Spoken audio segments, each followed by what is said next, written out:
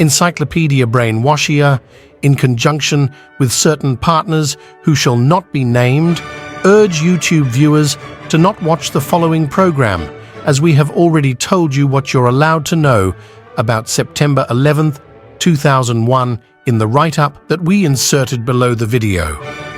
Just go away now. Stop asking questions about 9/11 or anything else for that matter.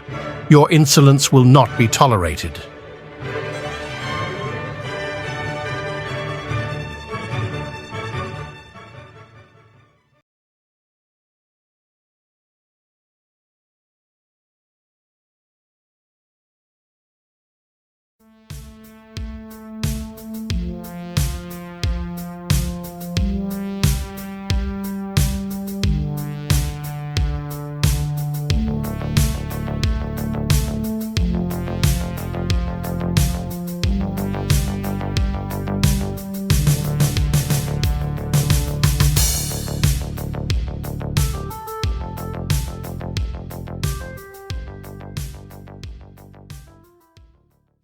Good evening, ladies and gentlemen. Welcome to another episode of 9/11 Freefall. I am the host, Andy Steele, and tonight we are bringing Craig McKee back on the show because he has been hard at work for us here at AE911Truth, producing two great articles. First one was Why Were World Trade Center Explosions Edited Out of 2002 HBO Documentary. Second one is Demonization of Conspiracy Theories Now Paints Itself as dangerous, hence the graphic behind me there. Dangerous conspiracy theories. That lady right there is not having a good day, but we're going to have a good one because we're going to have an excellent discussion about the topics covered here. I'm also going to be playing a clip for him from, I would guess, 2016 from Fox News talking about 9/11 conspiracy theorists, how evil we are.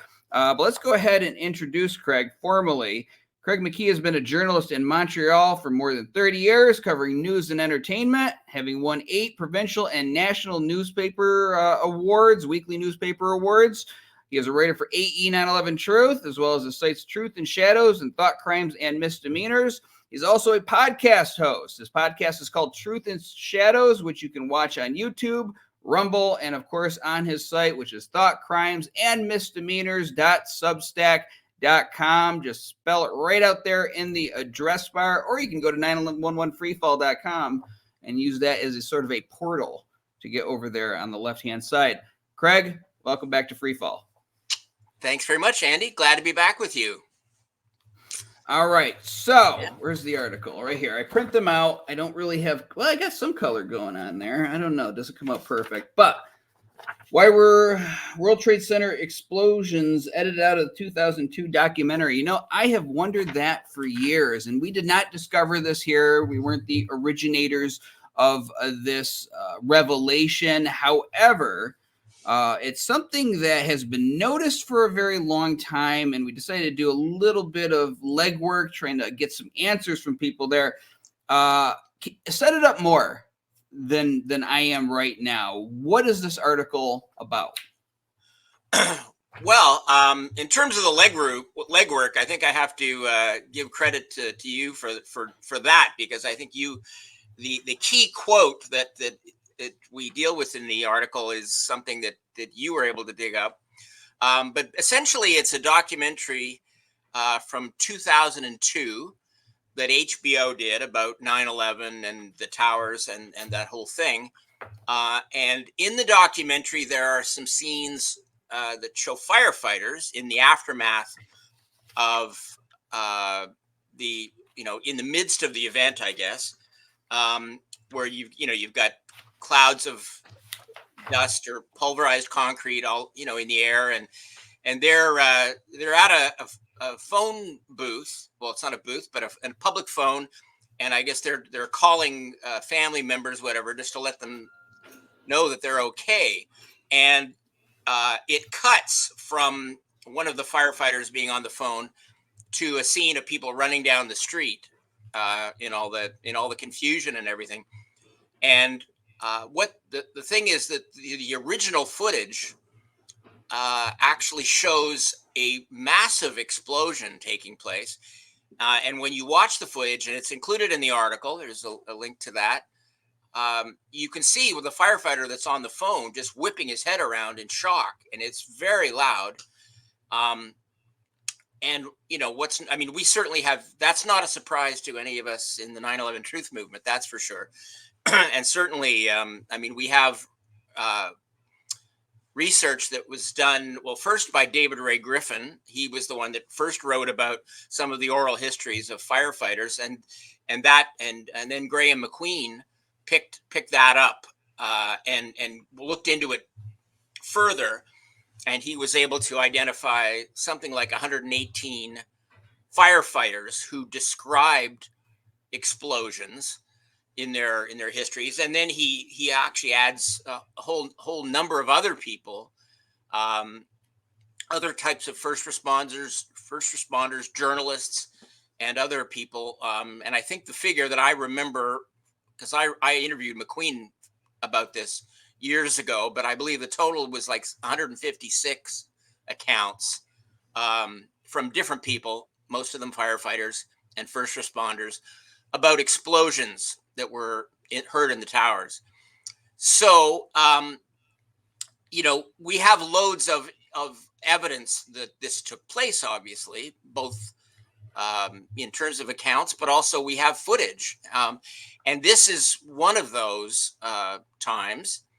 And HBO, in editing their documentary, made the choice. There was a choice made by someone at some level to edit that explosion, that massive explosion, out of the scene. And before you continue on, let's go ahead and play that for our audience here. Come with us. Come with us. Let's talk a little later, okay? Okay. Yeah, man. So I'm right underneath the damn thing, all right? Yeah, here's one of the guys who can tell you I'm okay, all right?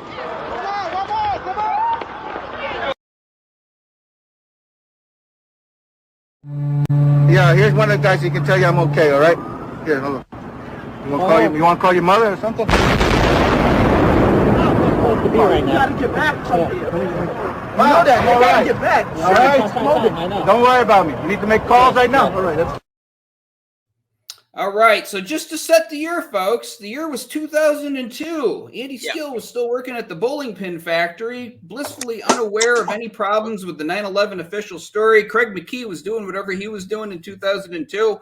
All the other people, most of them in the 9/11 Truth movement, had not woken up yet. I know there were some people from day one questioning the events, but there was no real organized truth movement in that year. Maybe just a few people talking here and there on different blogs and websites, but the 9/11 Truth movement had not really found its legs yet.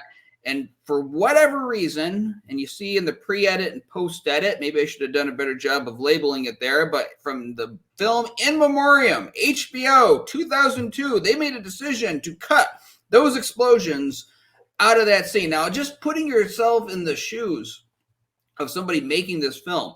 I know it's September 11th. I know it's a tragic event. I know that you want to be respectful of what had just taken place with all the death and destruction there in New York, and we were still reeling from it. But you also want your documentary to be interesting, engaging, something that people are going to want to be on the edge of their seats following. They know they're watching a documentary about September 11th. They know they're going to see some towers coming down. Why edit that out, especially since it's not even that long? And it's so clear that these are explosions. And something we didn't even mention is that it sounds like one of the firefighters says that 7 is exploding there. So they're not even talking about, about explosions right before the towers came down, because some people might try to justify that and say, oh, well, floors crashing into each other would sound like explosions. These are taking place prior to Building 7 coming down, after the towers had already come down, I believe, there. So why cut that out? Why make that decision to do that? Now, as Craig cites in his article here, I reached out to one of the editors of the film, a lady named Amy Rockefeller, and we're going to just show what I wrote to her. It says, Let's see. My question is regarding the clip in which the firefighters are around the payphone. There's an explosion that goes off, which they all react to, as you'll see in the pre-edit version. However, in your film, In Memoriam, New York City, the clip is cut right before the explosion happens, and the film moves on to the next scene. Considering that the full clip captures the chaos in the morning and the pressure that first responders were under at the scene and is therefore interesting content, I'd like to know, to the best of your recollection, why it was cut out. Now, my film, or my little clip of it, stopped right before I could finish reading that. But essentially, that is what I asked her. You can see it right there on the screen. The response I received from her, and keep in mind, folks, what I had done, I uploaded this video privately, privately meaning onto a separate YouTube channel, having nothing to do with AE911Truth. Didn't identify myself as being involved in with AE911Truth. I know this audience knows me. I don't think I'm all that famous, though, to the rest of the world. So they, I don't think they imagined that I was coming at them from this angle. And I sent it to all the editors listed on IMDb, and I think it was something like 6 or 7 people. The number of editors that I wrote to with this were the number of views that this video ended up receiving, because it was a private link. The only person to write back to me was Amy Rockefeller. So God bless her for doing that. Much respect for showing that kind of, concern and willingness to speak to us. This was her response to my question. I don't recall why this editorial creative choice was made at the time. However, we watched a few minutes of the before and after footage in the completed documentary. I could tell that the theme of this section is people helping each other, hence the omission of the loud explosion. I think it was a deliberate choice to limit, and let me just play that again so I can finish off the quote. I think it was a deliberate choice to limit how many times the audience sees, hears explosions throughout the film. So that's what she said. That's what she said. Interesting response. Why would you want to limit the number of times people see, hear explosions? I'm not accusing this woman of being part of any plot to cover up explosions, but just an interesting choice of words. What do you think of that, Craig? Well, my impression was that she didn't really, there wasn't any knowledge on her part. I didn't get the impression from her words that she was trying to be cagey. Frankly, if she was inclined to be cagey, I think she wouldn't have responded to you at all. So I think she perhaps innocently is trying to explain this, and but I don't doubt that there was an effort on the part of somebody. Somebody decided that had to be cut out. Now, on one hand, I would say, if I were doing this and I had no questions about the 9/11 official story and I was accepting of all of it, I might look at that clip and think, I need to account for this explosion. If we include this in the film, it almost doesn't, like, it poses a question rather than answers one. And so then the makers of the film, and I'm just trying to imagine what could be the innocent possible explanation. They might say, well, how do we need to explain that explosion if we're going to leave it in there, because it doesn't seem to align with the story that we're telling. So that's possible. But I think ultimately somebody knew that was problematic. And either they were directly told, like, you can't have that in there, or they just knew that this was a problem for the story that they were telling, or the story that the government was telling, and all the media were telling. So, I would be suspicious of it, but I know there's a lot of stuff, a lot of people self-censor because they know something is like, that's going to be a problem. And rather than take a chance, they would prefer to err on the side of, well, let's leave it out, and then our story just makes sense. And I believe she said in that response, or in that the segment was intended to be about people helping each other.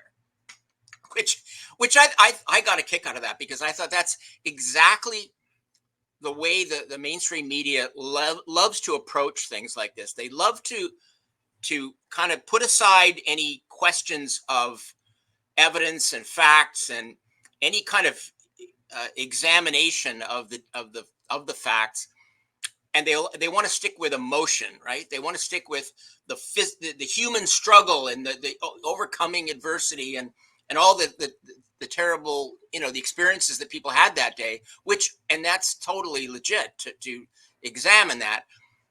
But the mainstream media has a tendency to use that as a way of not looking at the facts.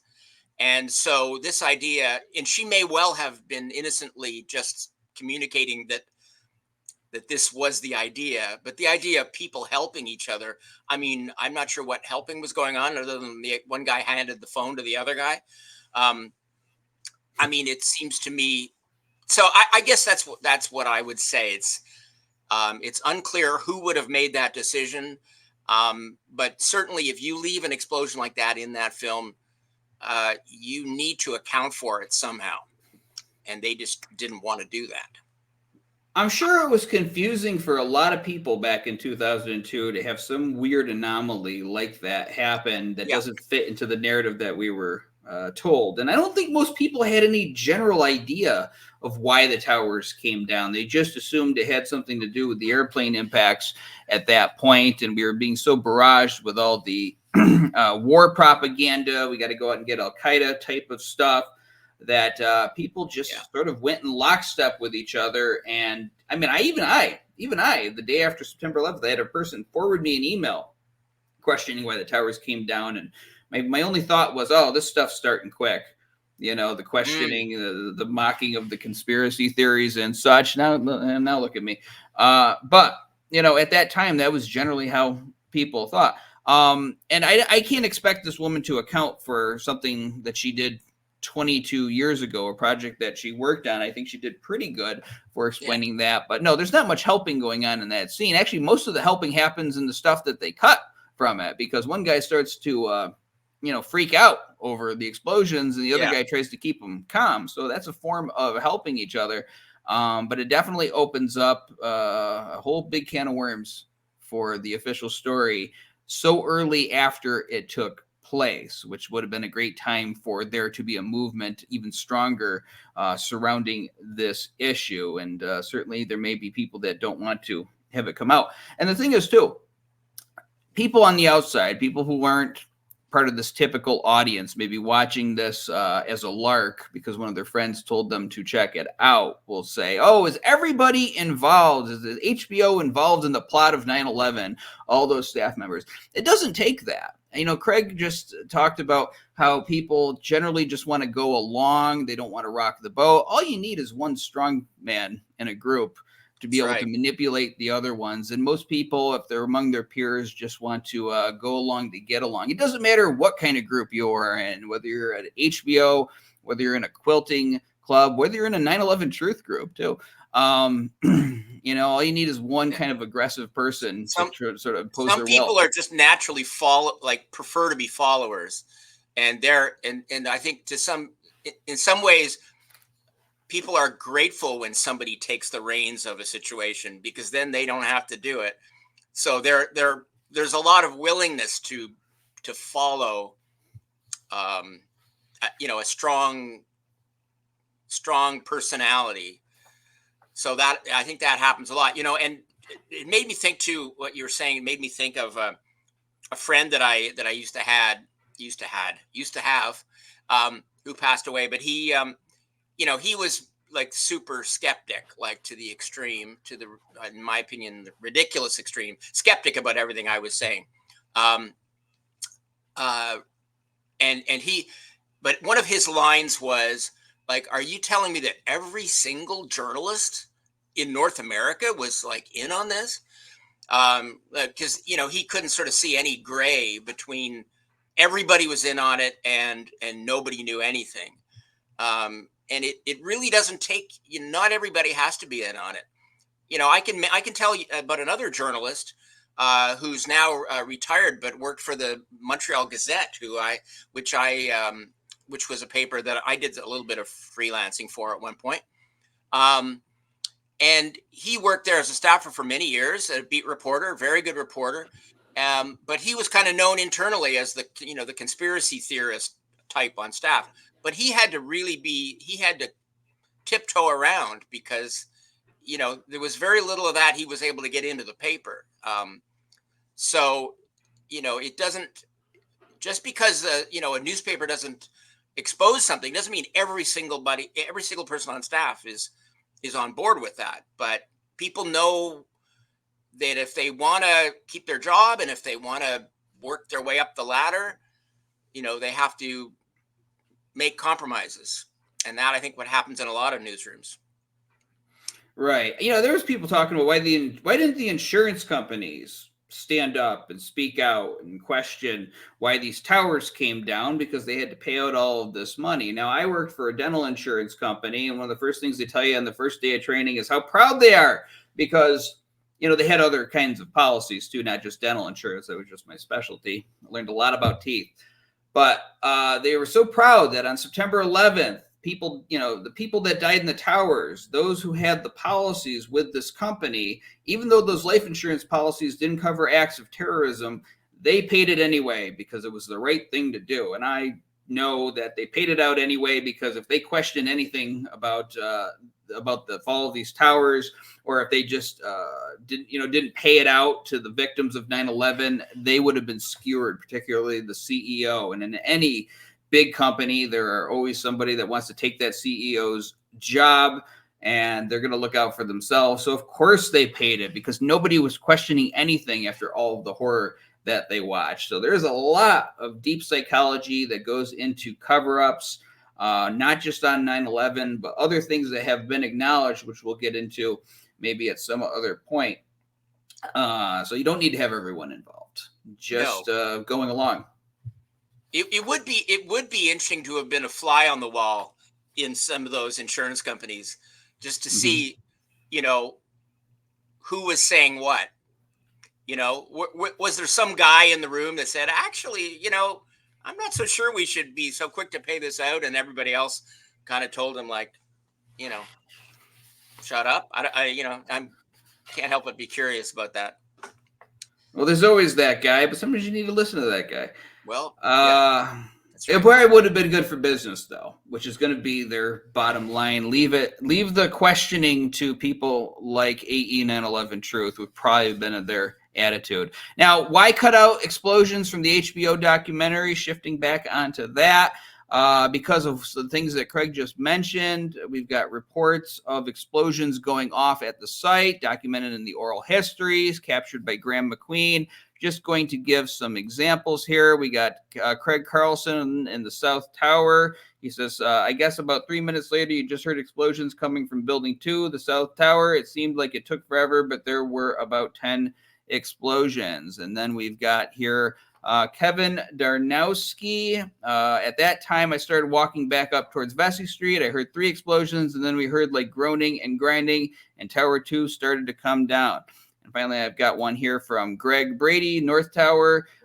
We were standing underneath the Captain Stone was speaking again, and Captain Stone was speaking again. Excuse me. I heard 3 loud explosions. I looked up, and the North Tower is coming down now. So those are just some examples, things that have been dismissed. Of course, Graham McQueen was very particular in the oral histories that he zeroed in on, looking for specific words that describe explosions, not just booms, not just bangs, not just things that could be picked apart by those viciously trying to defend the official story. So, no, does this bust 9/11 wide open? Of course it doesn't. The forensic evidence that AE911Truth has laid out for well over a decade, that's what busts open the official story. But this shows the cover-up. Our chairman is working on a book that talks about the cover-up of the evidence and all the people that participated in the organizations. Now he's focusing on the engineering angle of it, but we know the media is involved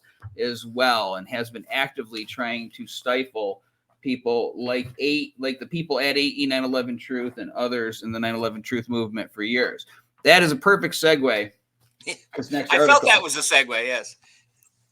I've been doing this for like 12 years. I know how to do it now. So, demonization of conspiracy theories now paints speech itself as dangerous. Talk about this article. Well, this is a kind of a part two to an article that I actually wrote 2 years ago. Sometimes part twos happen very quickly, and sometimes they don't happen so quickly. Kind of like Godfather 3. It's I kind of think of it as my version of that. And it was basically the original article, just to give a reminder, and it's linked in the new article. So I hope people will look at both. But the original one the headline was something like hundreds of mainstream media articles read like they're from a single script. I think I got that more or less right. You can correct me if I got it wrong. But it's basically the idea was to show how the conspiracy theory label has been used for many years. I mean, it goes right back to the famous CIA memo in the 1960s that was issued to CIA media assets to help them to deal with doubts among journalists about the Warren Commission report. So that's kind of when the weaponization of the term conspiracy theory really got going. And it become increasingly common sense as a term of ridicule and a term to really marginalize anybody that questions any official narrative. They just get slapped with this conspiracy theorist label, and the idea is that allows the media and the government and all these elements of the establishment to just dismiss anybody that questions anything by simply calling them a conspiracy theorist. And that's supposed to indicate that's enough to sort of say that person can't have any evidence that's valid, and there must be some psychological issue that makes them into a conspiracy theorist. So anyway, that was the first article, and in that article I identified 18 tactics that recur in dozens and dozens, if not hundreds, of articles and TV reports, and that you can see that I've given some examples in the new article. Basically, that the same language is used article after article after article, and I argue that this cannot be a coincidence. There seems to be as much unanimity about this topic in the media as frankly as there was prior to the Iraq War getting started. I mean, pretty much all the media were on board with that. Not the people, but the media.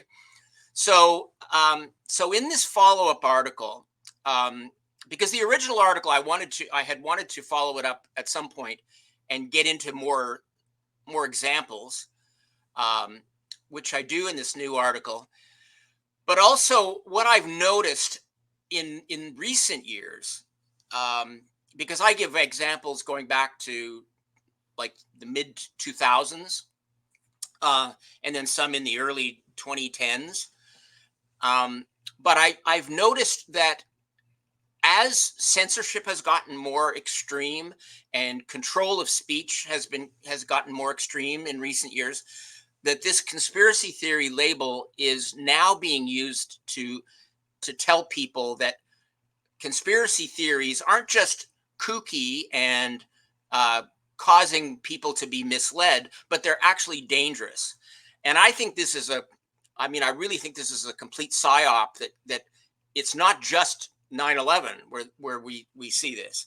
The whole idea, and I think even when you get into the subject of hate speech and hate speech laws and things like this, there is a concerted effort to, I think, condition the population to accept the idea that some kinds of speech are dangerous and therefore shouldn't be allowed. And a lot of these articles and all you have to do, I mean, just if anybody wants to try this, just go to, Google or some other search engine and just type in conspiracy theories dangerous. And you're going to get a whole list of articles where the word dangerous is right in the headline of the article. And they're saying, and it does seem to sort of coincide, with the whole polarization over, Donald Trump and that sort of stuff. But it's the idea that certain kinds of speech, we have to have limits of what speech we allow, because it's dangerous to democracy. That's a really common one, dangerous to democracy. And this is the whole misinformation thing and the whole fake news thing kind of comes into this too. There are so many articles that play up the idea that misinformation is a real threat to everybody. But what I find, and I think I'm not alone in this, is that it's actually the mainstream media and mainstream institutions that are the chief purveyors of misinformation and disinformation. So it's very ironic. It's a real example of projection, where the media and the establishment are telling us that misinformation is dangerous. I mean, to a degree, there is danger, but the danger is coming from them. It's not coming from people who question official narratives.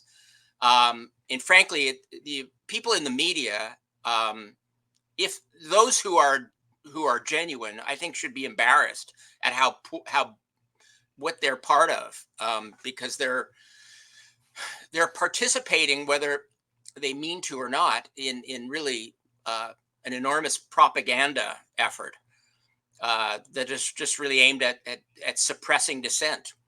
So that's kind of what the article's about.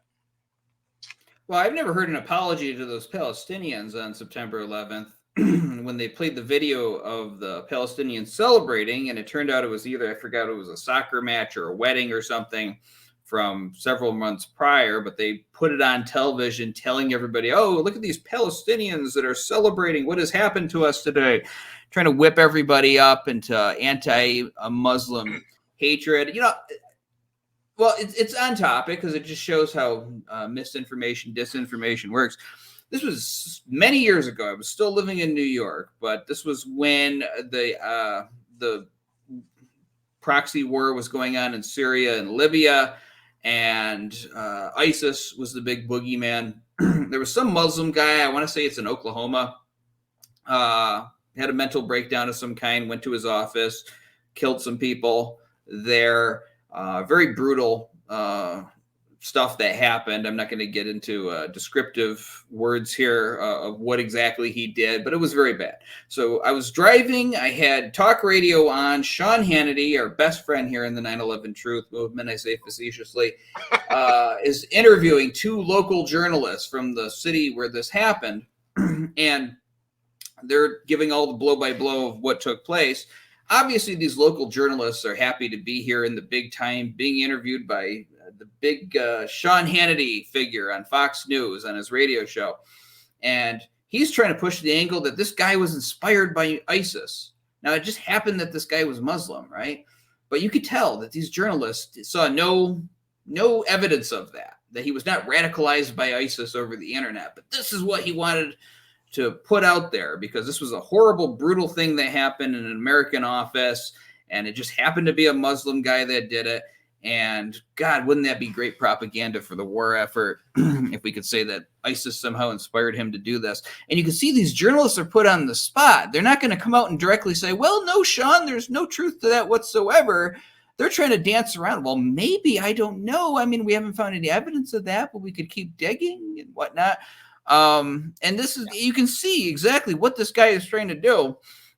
Once you see through it, you see through it. You see through the facade they put up. And the media is guilty of this all of the time. And what's funny about this is when something bad happens, even if the person claims they have some kind of political motive, I mean, if you have some hardcore liberal that goes out and attacks a conservative group, I don't necessarily blame the ideology, and I'm not even on that side with that ideology. It's mental health problems. There's a Right. huge mental health problem in this country. The thing is that a lot of these cable companies, their big sponsors are these pharmaceutical companies that, you know, give these magic pills that I think are making people even worse, in my opinion. I'm not a trained expert on this kind of thing, just a guy paying attention. But you know, they don't want to deal with like what's causing people to be unhappy in this world as a sociological issue. They have to blame it on whatever group they want to demonize at that moment. Look, if some crazy person wants to do something bad, they're going to find some justification for it, even if it doesn't make sense. They're going to say the trees told them to do it or whatever, or Trump told them to do it, you know? And the media, I mean, if it's the latter, the media will definitely zero in on that and somehow blame it on whoever they don't like. So that's just like a side rant, but they are moving from marginalizing us to saying that this is dangerous, and I think it's mainly just dangerous for the power structure because it's not working anymore. What do you think? Well, I want to comment on what you said before I comment on that last thing. And so if I forget what you just said, please remind me in a minute. But I do want to say that, you know, the media really is in no position to be telling us that Muslims did anything, because they have collaborated in blaming Muslims for all kinds of things that were obviously, obviously that was kind of a created situation. And I can think of, I mean, the anthrax attacks is a perfect example. I mean, that's been exposed completely as being a bogus. It's not an extremist Muslim attack. We now know that, but they did try to paint it that way, and they did try to link. They did try to make it look like it was being done by the same types of people that did 9/11, i.e., Muslim extremists. So we now know that in both of those cases that was fabricated, and there are many, many other examples of events. Many of which I would argue are false flags also. And I'll give one example, and that's the Boston Marathon bombing. I mean, they tried to paint that guy as an extremist too. And it's interesting that the Tsarnaev brothers both made comments about 9/11 at one time or another. So they were kind of labeled by the media as 9/11 truthers. So that was kind of like linking, Muslim extremists and 9/11 truthers and bombers, all together. But the whole story of that guy being hiding in a boat while the police and the military were searching for him, and him writing on the side of the boat with a pen that he just happened to find in the boat, about Allah, being responsible for him wanting to do this and everything. So, and of course, you mentioned the blaming the Palestinians. I mean, we do know for a fact that there were actually several Israelis that were celebrating 9/11, or were seen to be celebrating it, and those ended up being, those five so-called dancing Israelis were linked back to Israeli intelligence. So it's quite the opposite of Muslim extremists, and that's been a kind of a handy scapegoat, and that's been the propaganda, up until, well, for many years now. But these things, sometimes they have a shelf life, like there's only so long people will buy, will buy these stories, and eventually they start to kind of like, they lose interest in that threat. A threat doesn't carry the same weight anymore. So then, then a new threat has to be produced. And so with the conspiracy theory thing, we don't hear about Muslim extremists so much anymore, but we hear a lot about how misinformation is threatening democracy and even threatening human health. So anyway, I wanted to say all that, and now I actually have forgotten what your other question was, as I knew I would. So maybe you can give it to me again. I think I forgot it too, but I do want to make a point because the powerful institutions, something about that. I see all sides doing this now. And they act like somebody just going nuts doesn't happen anymore. There's always got to be a reason for it. And I mean, in that person's mind, there's a reason. I watched some, I don't know, YouTube documentary about a guy who blew up a schoolhouse with school kids in it. This was back in the 20s because he was upset about losing some property, or it was a tax or something. So he went under the schoolhouse, set a bunch of dynamite, blew it up. Horrible tragedy. Something you wouldn't want to ever see happen again. But back then you didn't have political opportunists saying, well, see, anybody who protests this tax is obviously unhinged and dangerous. They just said this guy is dangerous. And I can't remember if he killed himself or he was arrested, but you just looked at the individual. Now, if somebody's girlfriend breaks up with him and he's a teenager or something and he doesn't handle it right, and he goes to the school and commits acts of violence, and then they go and find some 9/11 Truth brochure that he might have been handed for like a moment, and they find it in the trash or something, they're going to try to pin it on 9/11 Truth. Or just, and I say this for groups that I don't even support, communists, just because somebody has the Communist Manifesto on their bookshelf, if they go out and do some violent act, it doesn't mean that people who believe in that are necessarily bad. We don't want to deal with the sociological factors that are making people feel this way anymore, and we just want to keep on pumping pills down their throats. That's what I think, and we need to stop doing this. Stop looking for ways to pin every horrible thing that happens on our political rivals. Right. Any response to that? Yeah, I mean that's what we do that in the case of actual violent events like the one you described. We certainly the media likes to spin it in the way that kind of goes along with the dominant narrative. And in addition to that, doing that, of course, we have, a whole assortment of violent events that I believe are complete false flags. They're complete staged events. Staged doesn't mean they're not actual violent events. It doesn't mean they're fake. It just means that they're being done for a political purpose that is being kept secret, and so that so that we might be blaming Muslims, or we might be blaming white supremacists, or any number of things. We have to look at the facts of those events very carefully to find out whether the evidence actually adds up. Before we just, but of course the media want things simple. They want simple answers, and they want answers that reinforce the story that they're telling. So they don't want to look at evidence that calls any of that into question. What they're giving us really most of the time is propaganda. And I mean, all you have to do, the reason why I think this subject that I wrote about is so important is because it shows that the media is really speaking with a single voice on this subject. And it's not just the media, even it's the whole establishment.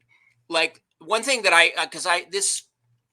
hope there'll be more articles in this kind of open-ended series, which so I'm not sure when the next one will be, but at some point.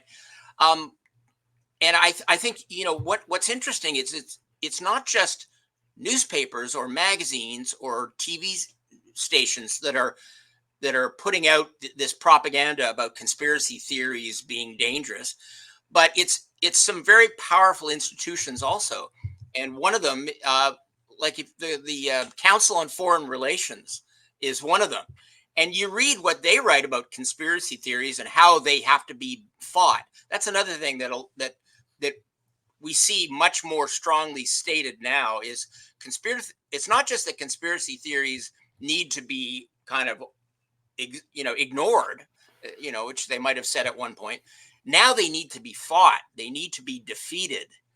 When in my research, I saw stuff from the Council on Foreign Relations, the European community, even Google has, I guess they have this, they call it a unit. I don't even really know what that means, but called Jigsaw, which is part of Google. And they have a publication called The Current. So I don't even really understand how that all works. But they have, they've also tackled the evils of the conspiracy theory and how they can be how they can be fought. So it's not just media, it's governments, it's very powerful organizations. They're really all speaking with practically a single voice on this subject, and that should be a red flag for people, I think. Yeah, if any CFR people are watching a tape of this, hello, how are you tonight? That's right. That's right. But here's the thing. Back in the 90s, I remember I'd be 12 years old. I had an income because I worked at a racetrack, and you buy stupid stuff when you're that age. And they used to have this paper called the Weekly World News, and you'd have Bat Boy. They say, Bat Boy found in cave in Mexico or something. And they had some Photoshopped image of a kid with the pointy ears and stuff. Or it would say, Space Alien meets President Bush. This was the first Bush, and there's some Photoshop picture. And I used to buy those, not because I believed it, but just as a joke. And we'd read it at home and have a lot of fun with it. And, those are crazy conspiracy theories. Man has baby with Chihuahua type of thing. They're not talking about that stuff. The reason that they're so concerned about, for instance, 911Truth, AE911Truth, is because they're there, because we back up what we say with evidence that we can prove what we are saying, and they cannot. Hence the reason why NIST doesn't even bother to defend themselves when we send a request for correction to them. Hence why they have to stand behind some loophole where they say, well, as long as we met statutory requirements, we're not actually obligated to put out an accurate report to people. That's what they're concerned about, because the mask is falling, the veil is burning up, and we are seeing the man behind the curtain, and he is 2 feet tall. Right? And so, we outnumber them, and that's what they are afraid of, is their entire power structure coming down because of this information. That is why we continue to do this work. That's why we continue to beat the drum about 9/11 here. We're coming on 24 years after the event, nearly a quarter of a century. But this is why it's so important, because we show the world this. Immediately, they start questioning everything else. Craig, we're coming towards the end, but it's like we're at 45 minutes. This is like a 4-minute clip. This is from 8 years ago. But I think that this clip right here from The Five on Fox, I think this encapsulates everything that you cover in this article. And we're not going to be able to go over everything in this article in 1 hour, but people can read it at AE911Truth.org. That's what we want you to do. But I'm going to play this for you, and I don't think you've seen this, so we're going to be getting the reaction from you. So, ladies and gentlemen, it's about 4 minutes long, but stick with us. You're going to get your anger up watching The Five and Greg Gutfeld. That is an appropriate name for this guy. Just look at him. But Greg Gutfeld sharing what he thinks about 9/11Truth. And, Dana Perino, too, who used to be the second Bush's spokesman. We all care what she thinks. Next Friday, Hillary hosts a fundraiser. The featured celeb is a rapper named Macklemore. He's not very good, which is why he's a truther.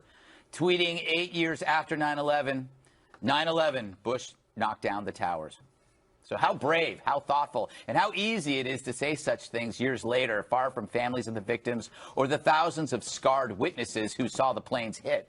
Truthers are rarely close to the suffering, just close to the attention they get for milking it. And the talent is pedestrian when he needs to spout such crap to attract additional media. Trutherism is a belief that negates your entire persona. You could be the nicest, sweetest person ever, but if you're a truther, you're dirt.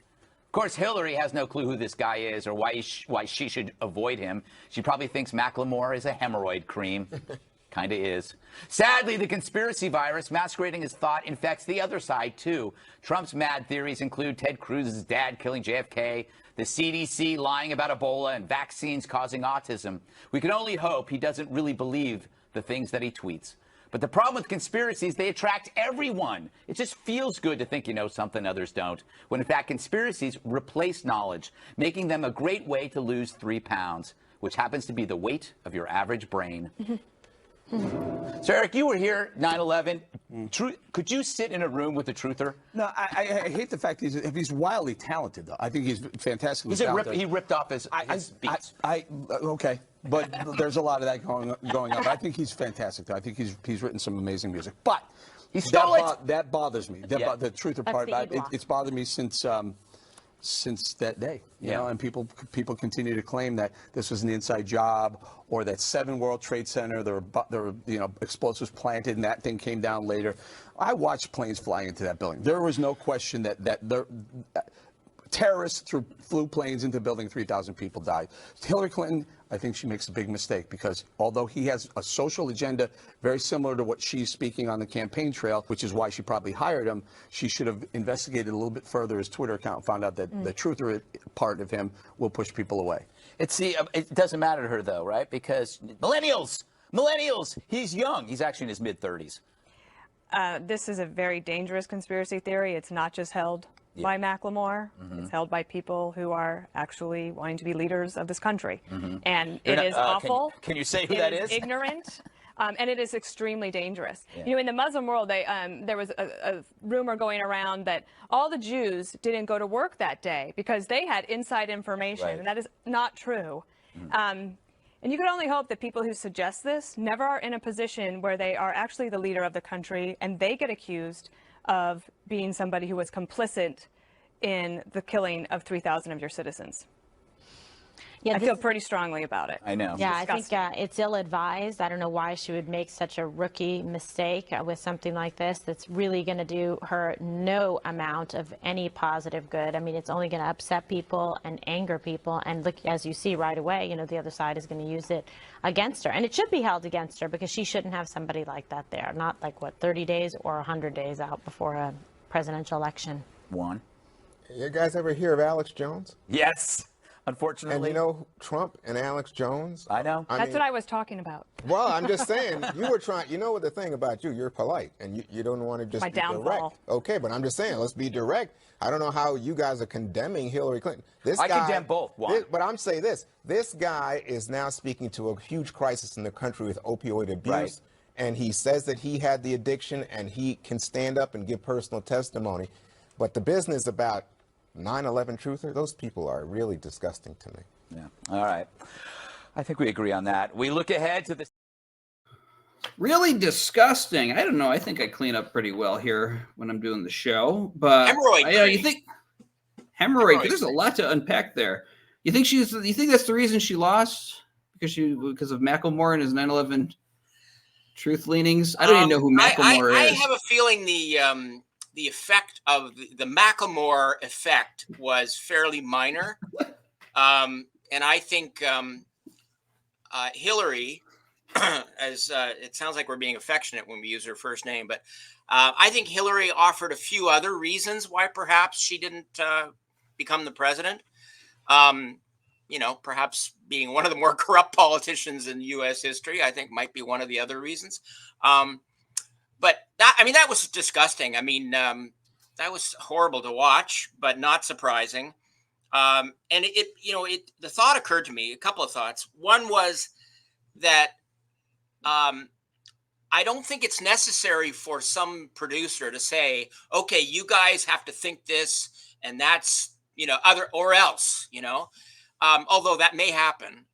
But I think part of it is, in order to get to the place where you are on a national show that has millions of viewers, you have already made those compromises along the way. You have already either you've believed it all the way along, you believe what the establishment says about everything, and you're very ambitious, you want to make a lot of money, you want to be a star on TV. But you've made your compromises, even if whether you're consciously doing it or unconsciously doing it. So by the time you end up on the 5 or MSNBC or CNN or any mainstream media, you are already on board, and you're gonna kind of regurgitate the same points. I mean, there was nothing said in that whole segment of any intellectual value at all. Nothing. It was all just dismissal on the basis of an opinion. And the woman that said, that it's not just dangerous, but extremely dangerous to have these thoughts. She didn't feel the need to explain why it was extremely dangerous. And the other thing I would say too is at the beginning, that Gutfeld is talking about, the people that went through the trauma, either, were there or who watched it on television or whatever. I remember a friend of mine when I was attending the Toronto hearings in 2011, and I was posting on Facebook about it. I remember a friend of mine, or a guy that I used to play softball with, commenting to me and saying, like, can't you just like respect the victims, like, and leave this alone one day a year, like 9/11 being the day, obviously, right? Because that's when the hearings took place in September. And I thought to myself, this is, in fact, I didn't think to myself, I wrote back to him, and I think I said something to the effect that this is the one day that it means more to say this than any other day of the year. And then I also pointed out, I said, the difference is I'm prepared to talk about this every day. And, you know, the media they just notice 9/11, you know, once a year, you know. So anyway, that's, you know, that just shows how people are kind of indoctrinated or conditioned or whatever to just think that if you're questioning the official version, that somehow you're disrespecting the victims. And I think refusing to look into the evidence and refusing to ask questions, I think that's what disrespects victims. So I think those people on the 5 are the disgusting people. And they're the ones who are disrespecting anybody that was harmed or killed by this event. Well, the woman saying that it's dangerous. It's dangerous for her because she was part of the Bush administration. I think she was the press secretary, and, you know, for a period during that. And so 9/11 happened under the Bush administration. Suddenly, that doesn't look so good on her resume if this comes out that the government had something to do with bringing those towers down. So of course she's going to say that, and it sounds like she's still doing her job there in putting that out. This disrespecting the victims' family members. We have victims' family members that support us. This doesn't work anymore on us, if it ever did at all. I don't even think so. Here's what they're afraid of, and this is why I'm hopeful. All right, this is from the U.S. Department of Justice, Office of Inspector General, published 2023. I got it in big print there so I can read it.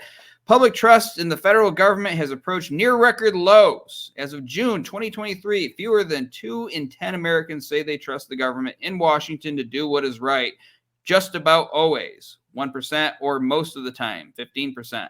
These are among the lowest trust measures in nearly 7 decades of polling. In light of today's widespread lack of trust and negative views of government, a key facet of the department's challenge of strengthening public trust is ensuring that the DOJ personnel fulfill their duties without any actual or perceived political influence or partisan consideration. So they're addressing that we don't want anybody acting for political reasons in their capacity as a member of the Department of Justice.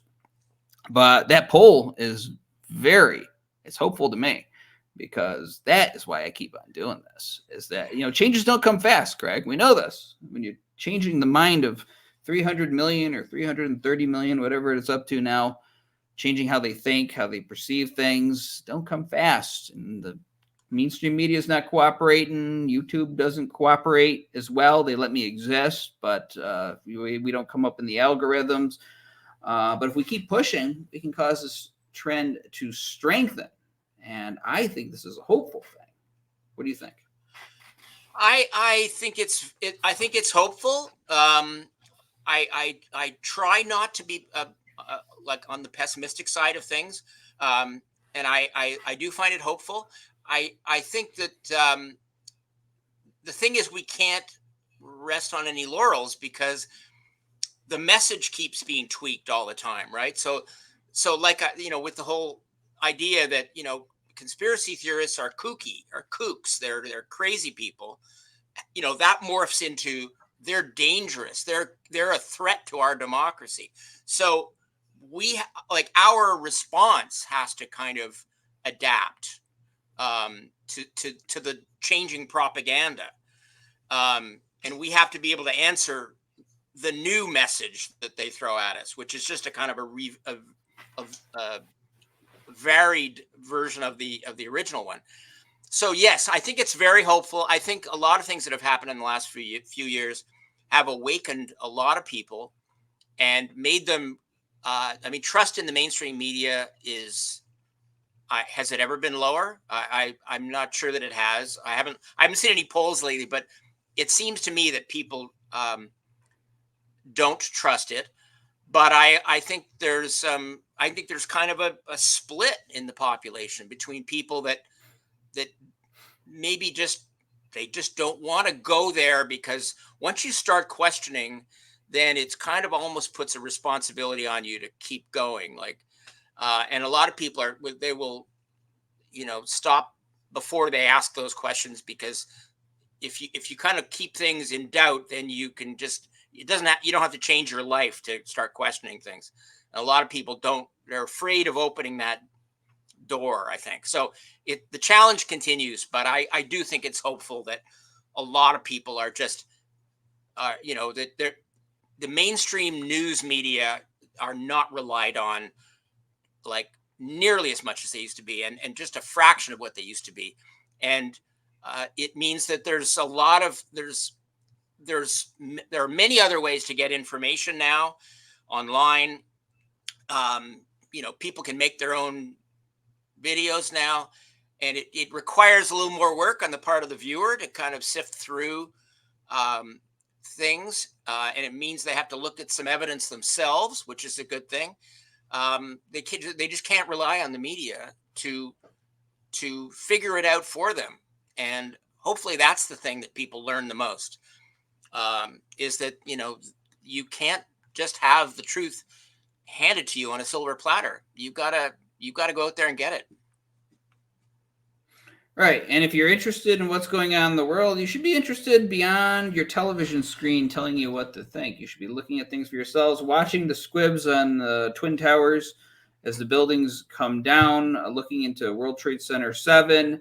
And that's the great thing about AE911Truth evidence, is that it's right there in your face, very, very clearly laid out, and people become convinced of that. They don't trust anything else. That's what keeps me going. We're doing a huge public service by keeping the fire burning on this. And I, of course, have no doubt that we will have this acknowledged at some point. There might be a little bit more weight in my beard creeping down by that point, but it's happening fast. So I'm thinking like in the next year or two. But I think we're going to get it. So the article, folks, is Demonization of Conspiracy Theories Now Paints Speech Itself as Dangerous. It's a long article, but definitely worth reading. We got the one on HBO as well. Thank you, Craig, for writing them, for all your hard work, and for being a staunch, unmovable truth teller out there in a world where people tend to just conform. And, of course, thanks for coming on Freefall today. Glad to be with you, Andy. And AE911Truth continues to be the beacon for the movement, in my opinion. So I appreciate all the work you're doing as well. Hit